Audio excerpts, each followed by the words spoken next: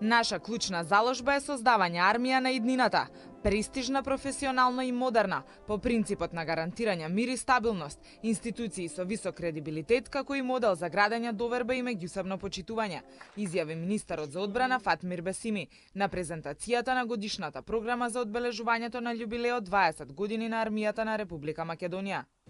Сите ќе продолжиме посветено и понатаму со сите реформи што времето ќе ги наметне пред нас. Постојано ќе бидеме водители на сите реформи и ќе се соочиме со сите предизвици што ќе бидат пред нас.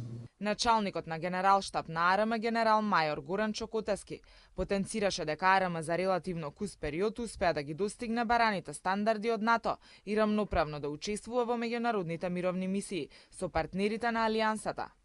Големите достигнувања и предизвици не обрзуваат и понатаму да се развиваме, изградуваме и да не отстапуваме од патот кон евроатлантските интеграции.